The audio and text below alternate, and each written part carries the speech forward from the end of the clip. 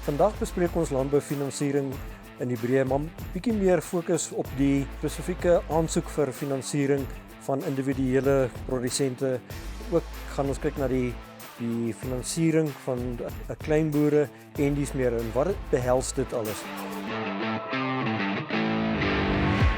Ek gaan by jou wegspring, Aubrey.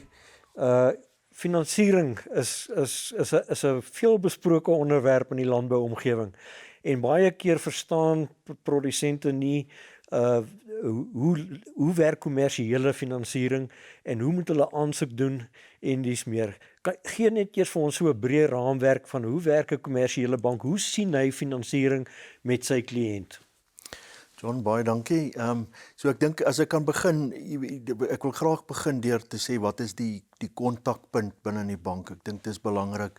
So as Absa het ons toegewyde landboubankiere en dan het ons ook spesialiste, landbouspesialiste.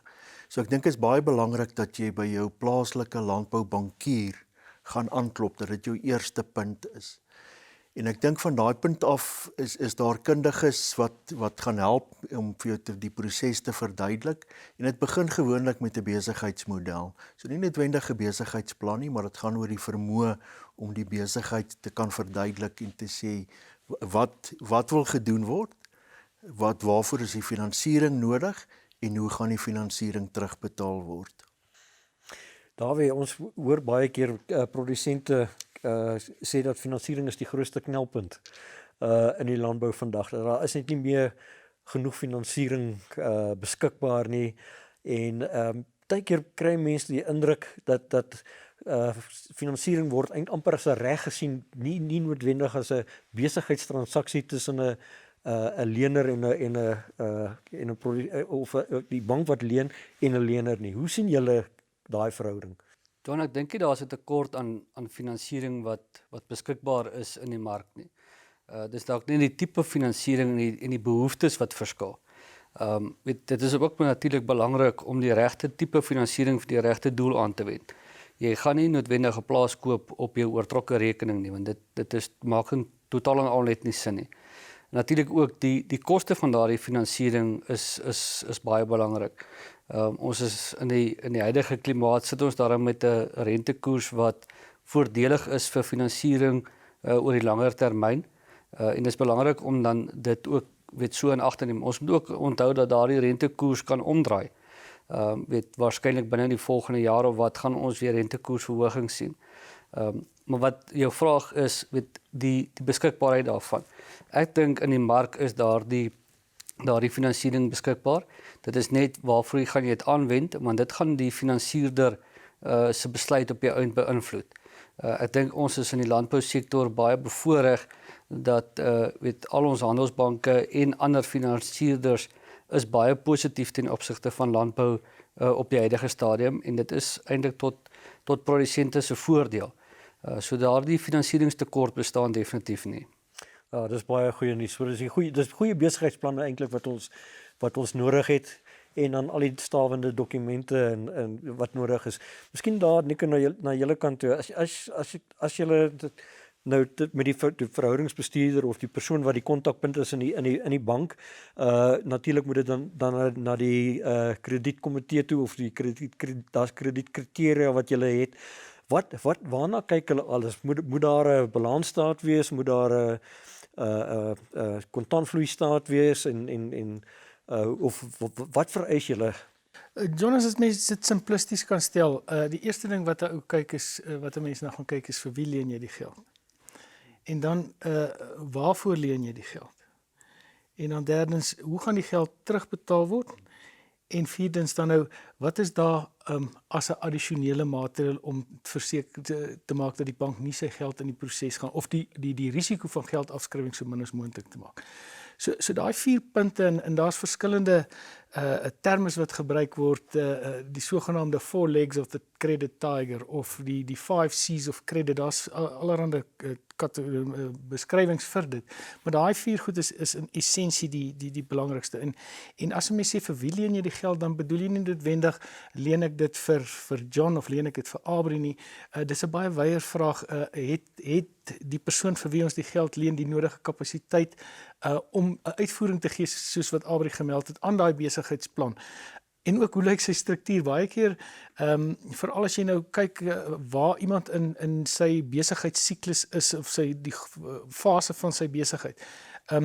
As 'n mens meer na 'n volwasse fase van 'n besigheid gaan, dan is daar gewoonlik strukture wat geskep is vir belastingdoeleindes en dan nou ook vir generasiedoeleindes wat dan die lenings ooreenkoms baie meer kompliseer as net 'n reglynige transaksie tussen die bank en 'n bepaalde entiteit, want daar's verskillende strome en risiko's wat daarbey ingaan. En dan natuurlik en ek glo ook gaan by elkeen van daai punte stil staan, jy weet, dis nou vir wie jy die geld leen. En dan die tweede vraag baie belangrik is, waarvoor wil jy die geld leen? Jy weet, wat finansier ons? En weer eens, dit kan gaan van 'n baie eenvoudige transaksie van bloot eenvoudig ek finansier insetkostes of ek finansier die aankoop van 'n plaas tot 'n baie komplekse struktuur van aandele wat geskuif word en dan verskillende besigheidsaksies wat moet plaasvind. Dan sit jy nog aan die einde van daai ketting ook met die sogenaamde trade finance, handelsfinansiering aan die ander kant. So mens moet daardie ketting en die invalshoek van waar jy begin finansier en waar jy ophou finansier baie goed verstaan. En so glo ek kan ons na al die ander punte nou ook gaan kyk soos ons deur die gesprek gaan. Dit klink vir my nogal baie kompleks in hierdie proses en ek is seker dit is deel van die hele finansieringssituasie is ook sekuriteite. En daar's baie keer vrae oor die sekuriteite, hoe word dit beraam of gewaardeer en dis meer. Wat is julle benadering ten opsigte van die sekuriteite en die waardering daarvan? Is dit op produksiewaarde van die plaas of is dit op die markprys van die plaas? Dankie John. Ja, ek dink eerstens moet ou onderskei tussen die twee bateklasse, die vaste bates en die losbates, want ek dink dit word verskillend gewaardeer. Ek dink as ons dan gaan na vaste bates grond as sekuriteit, en ek dink die banke die afgelope paar jaar het die regulatoriese omgewing rondom bankwese taamlik verander, so dis iets waaraan ons gehoor moet gee. So in die verlede het die banke self waardasies gedoen. Ons het nou geswore waardeerders of geassosieerde waardeerders wat op die paneel is wat dit vir ons doen. En daar sekere riglyne en beleid rondom dit. Maar ek dink ons begin altyd met die markwaarde van 'n plaas, John, want ek dink dit sê vir jou as op 'n armlengte transaksie, jy weet, en as ou genoeg tyd het en almal inligting het, jy weet wat gaan die waarde van die plaas wees. Ek dink om van daai punt af dan na 'n sekuriteitswaarde toe te gaan, is daar gewoonlik 'n persentasie wat hulle aftrek. Hulle praat van die forced sale, so dis tipies op 'n veilingsbasis. En op 'n veilingsbasis is die aanname dat die inligting is beskikbaar aan die kopers en daarvoor sal die kopers gewoonlik soek vir 'n diskonto van die markprys. So dis hoekom ons dan 'n marge aftrek van daai en dit hang af van plaas tot plaas of industrie tot industrie of die kommoditeit wat geboer word daar. So met langtermyn gewasse kan dit taamlik kompleks raak in terme van ouderdom van boorde. Hoe lyk daai samestelling? En dan op die losbatekant gebruik ons maar gewoonlik, as dit gewoonlik toerusting is met 'n engine en 'n serienommer, is daar ouens in die industrie wat sekere boekwaardes publiseer en die bank sal weer eens dit vat en 'n marge aftrek daarvan om seker te maak dat ons genoeg voldoende sekuriteit het. David, dit bring my by die punt van geforseerde veiling soos wat genoem is in die proses. En hoe sien 'n bank? 'n Bank sal mos nie geforseerde veilings afdwing as dit nie absoluut nodig is nie.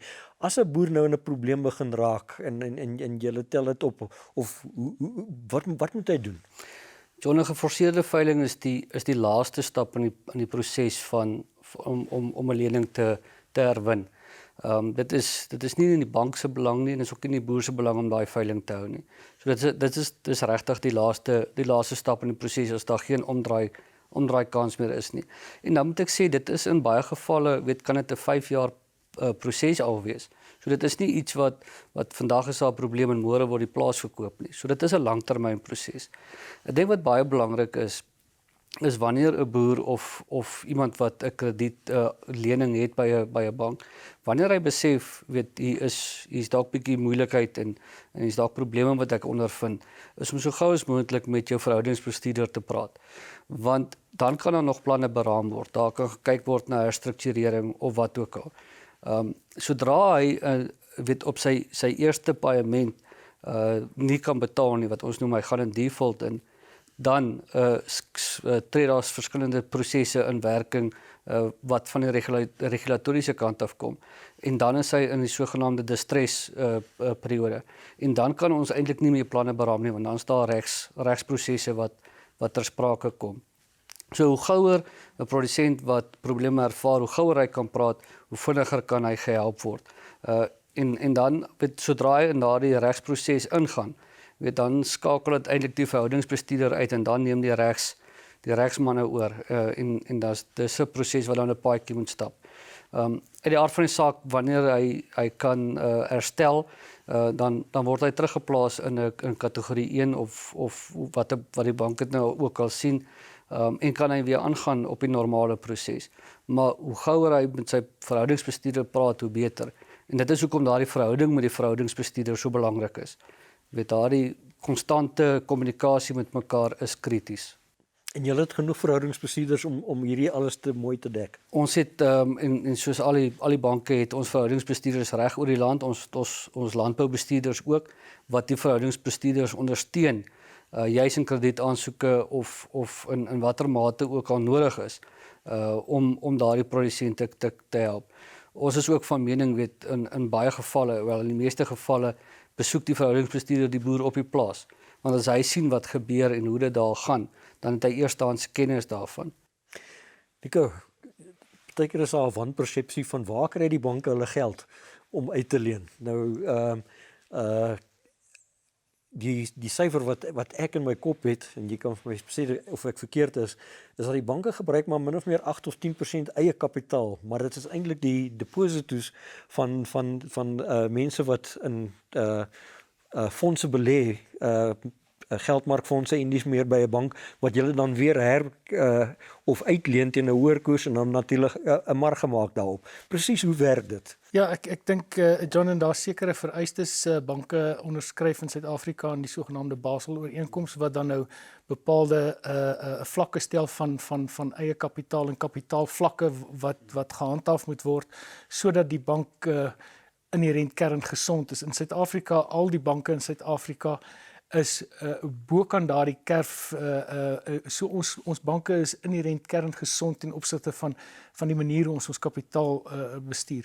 Maar dit is so dan nou die belangrike gedeel van die uitleen van geld is eintlik dat die geld wat ons uitleen is mense wat depositos maak se geld wat ons dan nou weer in die proses in hierdie siklus van geld in die stelsel insit.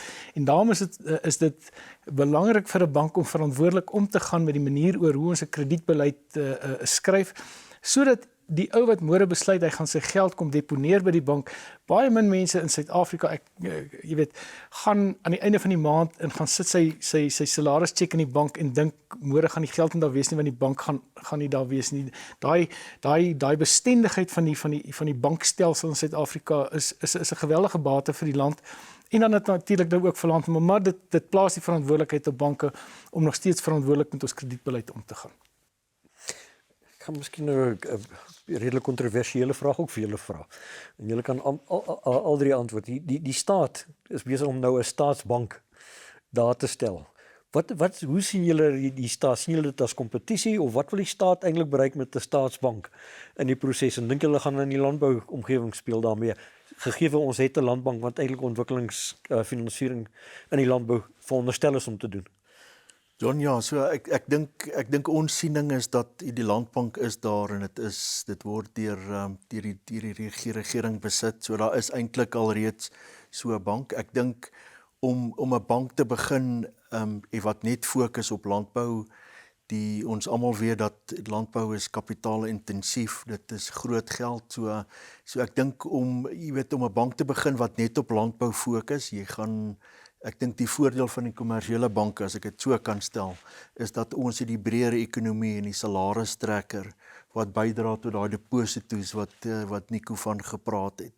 En ek dink dis baie belangrik, want as jy gaan kyk na landbou homself, dan gaan hy heel waarskynlik meer fondse benodig as wat binne hom is, as jy nie die sektor gaan omring. So ek dink om te voldoen aan die regulasies en so, ek dink daar's 'n taamlike pad wat geloop moet word. Ons weer eens, ek dink ons sien finansiering as 'n waardeketting en daar's verskillende rolle.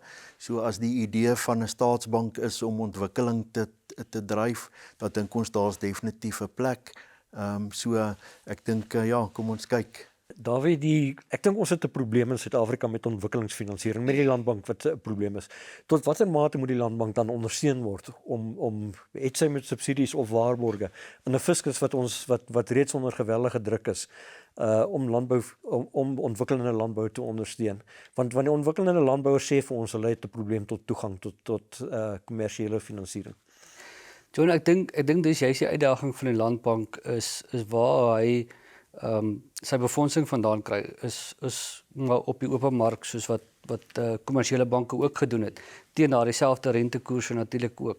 Wat beteken hy kan nie daai rentekoers voordeel aan die ontwikkelende landbou beskikbaar stel nie.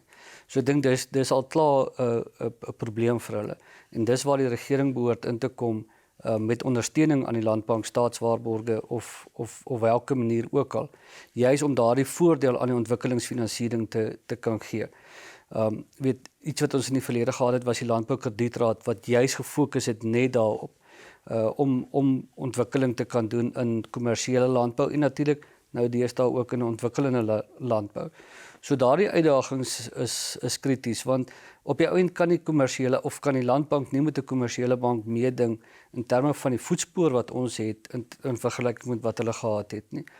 So dis 'n paar probleme wat oorkom moet word om ontwikkelingsfinansiering werklik te kan kry waar dit tot voordeel van die kleinskaalboers gaan wees.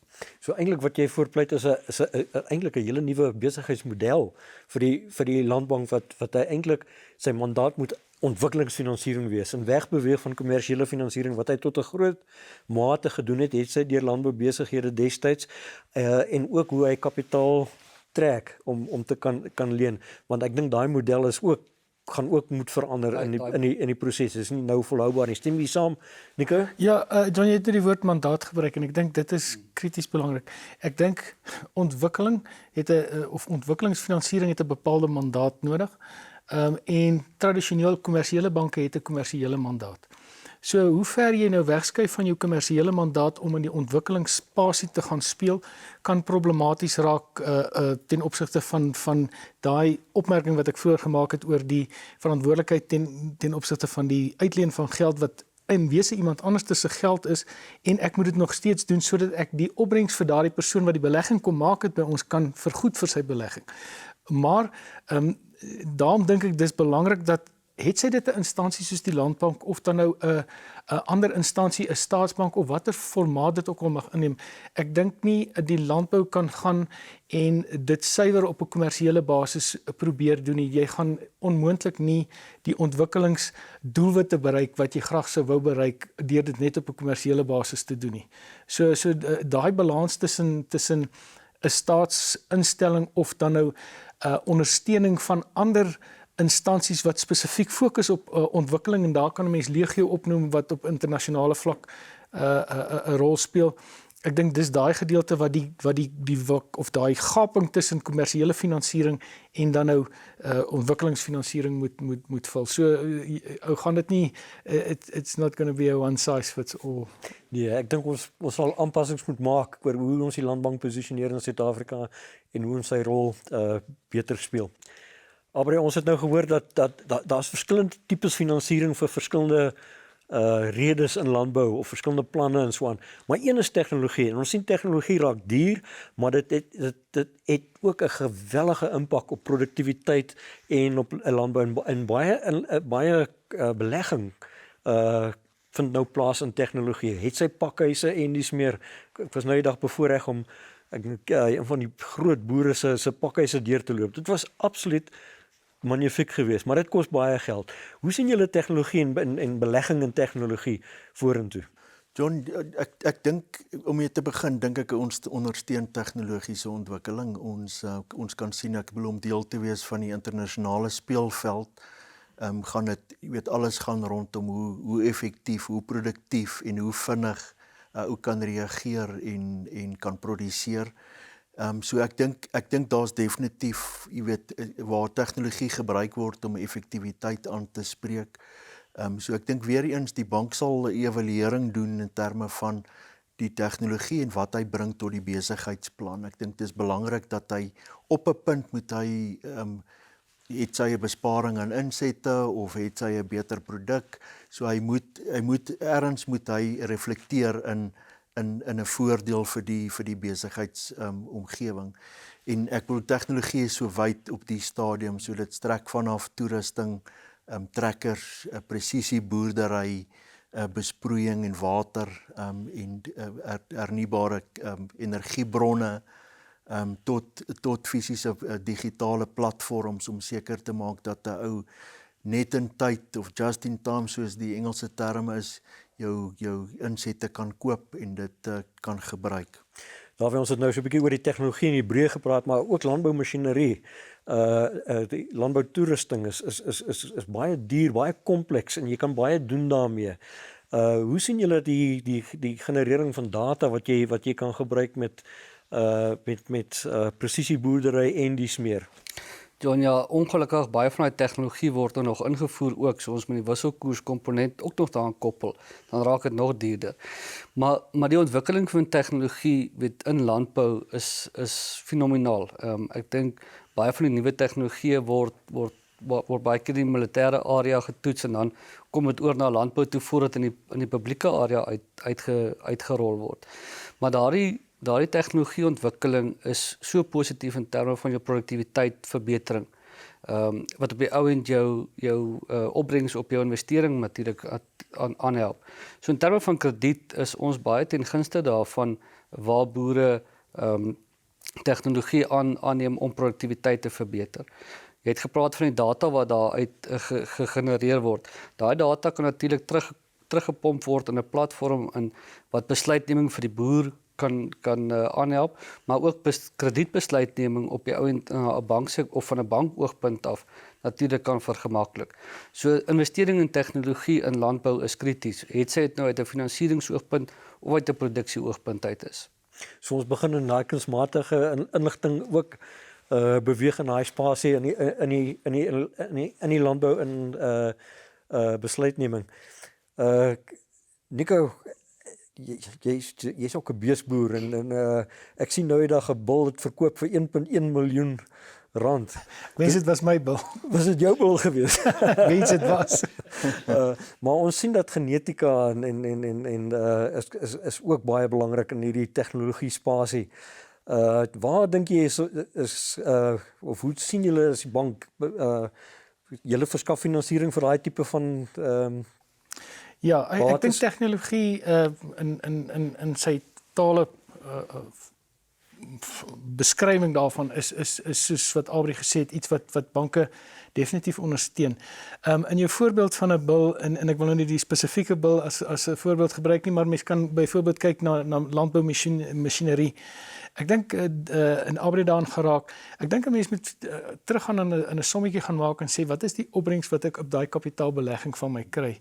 En as die opbrengs dan nou, en natuurlik as mense opbrengs op kapitaal bereken, dan is daar nou nog 'n tydsfaktor wat jy dit ook nou nog oor in ag moet neem. En ek dink as 'n ou dan nou so belegging sou maak of so uitgawe aangaan wat wesentlik is, het sy dit nou masjinerie is of dan nou genetika wat ingekoop word, moet jy seker maak dat jou opvolgtegnologie wat jy daarna toepas, daar was 'n spreekwoord wat sê om te meet is om te weet, en 'n mens moet baie seker wees dat jy nie onnodig oorkapitaliseer net vir die doeleinde van, want my buurman is besig om te kapitaliseer, my buurman het 'n bil van 1.5 miljoen gekoop, en nou moet ek dit ook doen nie. Jy moet seker maak dat dit binne die raamwerk van jou boerdery inpas, binne die raamwerk van jou besigheid. Dit hoef nie beperk te wees tot besigheid nie. Want as jy oorkapitaliseer, het hy 'n geneigtheid om vir jou te byt, want hy trek die kontant uit jou besigheid uit, want jy met daai kapitaal kan diens, en dan is dit nie noodwendig daar in terme van die sogenaamde toename wat jy veronderstel was om te kry uit die effektiwiteit uit. So ou moet baie seker wees dat jy toepaslik is wanneer jy tegnologie aanskaf. Ja, absoluut. Maar ook daarso, hoe sien julle net in die breë die aptyd om nuwe tegnologie in hulle van boere om 'n nuwe tegnologie in hulle boerderye of in hulle ondernemings in te bring? Is daar goeie aptyd, beveel julle seker tegnologie aan of want ek is ook bang vir oorkapitalisering, maar ons is in wat is dit, 'n ontploffing van tegnologie dat jy kan ook agterbly in die proses, en om daai regte middeweg te vind is nie altyd maklik nie, want die tegnologie is kompleks. Het julle mense wat boere adviseer oor watse tipe van tegnologie is die gepaste tegnologie om daai rendement te kry? John, ek dink nie ons moet ons boere onderskat ten opsigte van hulle insig oor watse tegnologie beskikbaar is nie, en ek praat nou spesifiek in die Suid-Afrikaanse kommersiële konteks. Ek dink baie keer is dit 'n uitdaging om die tegnologie wat die boer aanskaf sodanig te verstaan sodat die finansiering doelgerig daarbey kan aanpas. Daai tegnologie is geweldig gekompliseerd en gespesialiseerd. Die ander kant van daai muntstuk is die tegnologie wat ons binne die bank toepas om bepaalde bankstelsels te dryf, is op sigself 'n gekompliseerde tegnologie, en ek dink waar die banke wat in die toekoms 'n sukses gaan maak, as ek nou spesifiek na banke kan verwys, is juist daai banke wat daai vinnig veranderende tegnologie op landbouvlak kan integreer met wat die tegnologie doen binne die bankomgewing. En dit is makliker gesê as gedaan, want dit is verskillende strome van data wat heen en weer hardloop, en hoe bring jy al daai goed bymekaar? Ek dink die ou wat daai neutkraak gaan 'n wesenlike sukses maak van die bankwese in die toekoms. Ja, so daai, ek wil amper sê, ek hou nie daarvan my Engelse woord, maar daai interface tussen die kliënt en die bank en sy stelsels gaan baie belangrik wees vorentoe. En dis waar jy eintlik 'n mededingende voordeel gaan probeer bewerkstellig, want ons sien dat alles raak baie meer elektronies in hierdie proses. Ek dink ons staan so aan die einde se kant toe van ons gesprek, maar ek wil graag die geleentheid vir julle elkeen bied om net so 'n slotopmerking te maak. Wat is die boodskap wat jy wil uitstuur na die kliënte daar buite? Abraham, ons begin by jou. John, dankie. Ja, ek dink van Absa se kant af is die landbou is definitief 'n segment wat ons ondersteun, wat ons 'n toekoms insien, en daarvoor investeer ons as 'n bank, jy weet, in landbou en in ons mense wat na landbou kyk. En ek dink, jy weet, van 'n kliëntperspektief af, jy weet, ek het begin deur te praat van die landbouverhoudingsbestuurder. Jy weet, 'n ou moet, daai persoon raak jou verteenwoordiger binne in die bank, so 'n ou moet naby aan hom beweeg, om vroegtydig betrokke kry by, het sy dit uitbreiding of 'n verandering of 'n vervanging van tegnologie, of ook aan die ander kant, as dit nie goed gaan nie, dat die bank so gou as moontlik. Ek dink Dawie het ook verwys na, dit is nie die bank se besigheid om enige bate te gaan verkoop nie. Ons besigheid is die uitleen van geld en die terugkry daarvan. So ek dink, jy weet, ons is bereidwillig, kom praat en ons luister. Dis 'n belangrike segment vir die ekonomie ook, voedselsekuriteit. So dit is definitief iets wat ons op fokus. Pyk, Dawie? Dankie John, ek stem saam met Abraham. Ek dink landbou is in 'n goeie omgewing op hierdie stadium. Ons sit met goeie produksieomstandighede, uitgesluit van byvoorbeeld die Oos-Kaap waar ons nog droogtes ervaar, maar oor die algemeen goeie produksieomstandighede. Ons sit in 'n omgewing van lae rentekoerse wat goed is vir die landbousektor in terme van die vervanging van byvoorbeeld masjinerie of die uitbreiding van produksiekapasiteit. En ek dink in daardie opsig is FNB ook baie positief oor die landbousektor. Ons investeer nog steeds baie groot in die sektor, en selfs met ons tegnologie is ons ook besig om te investeer daarin. juis om daardie skakeling te kan vind met wat gebeur.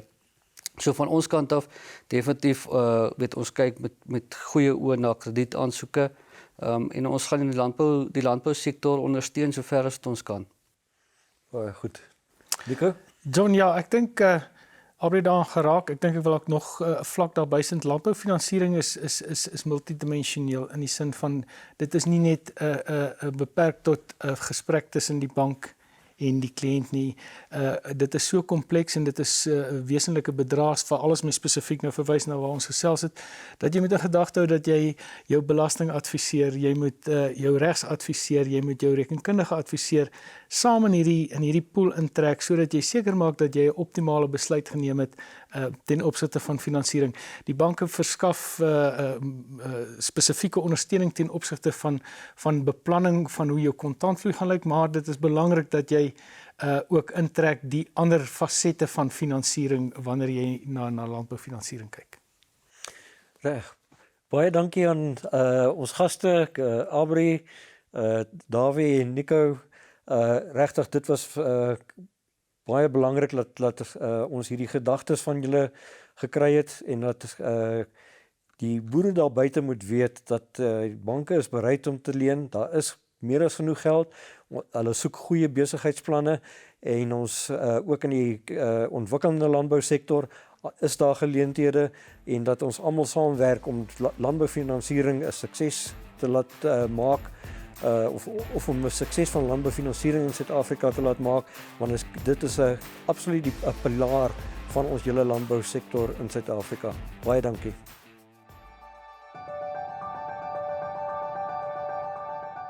By John Deere Financial verstaan ons die hart van 'n boer. Ons verstaan die vreugde en die pyn. Die seën in elke druppel reën. Ons weet dat jou dag dikwels nie 'n begin of einde het nie. En dat jou hande baie maal die bewyse daarvan dra. Dit is hoekom ons by John Deere Financial verstaan dat net soos wat elke landskap anders is, elke boer ook verskil. Ons verbind ons daartoe om ons hand aan die ploeg te slaan, om pasgemaakte oplossings in finansiering te bied, asook buigsame leningstydperke en mededingende rentekoerse. Ons ry dikwels die ekstra myl, omdat ons weet dat jy eerder wil boer as om tou te staan in die bank.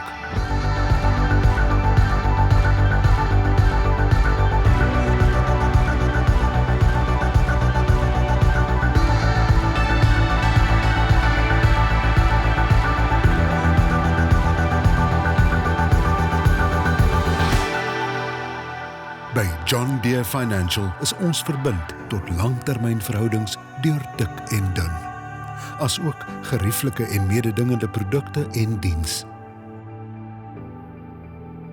Dus, wanneer jy bladskud met een van ons kenners, Môre, Pieter, John Deere Financial. kan jy met sekerheid weet, hulle bring finansiering, gebou vir jou.